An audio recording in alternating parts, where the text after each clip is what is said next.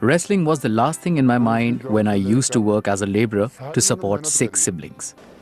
A police officer spotted me and, looking at my physique, suggested that I must join the force.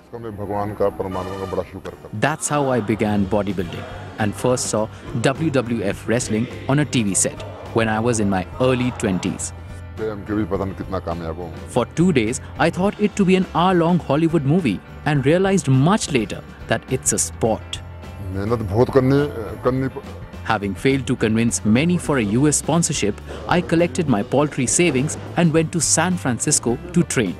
The first few years were tough, but eventually I got a break to fight in Japan and then in Mexico. Movie offers from Hollywood started coming after a few years, and then came the big break from WWE. Rewards also became huge as I began beating wrestling giants like the mighty Undertaker.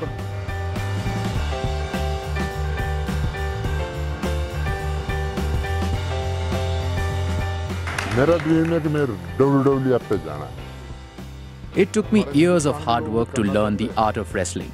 But now I want to pass it on to a new generation. My plans are to open several training academies all over India.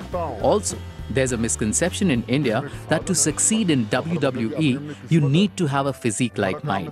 Believe me, physique doesn't matter much in pro wrestling. Size is not a factor. It's only proper training and your movement that matter in the ring.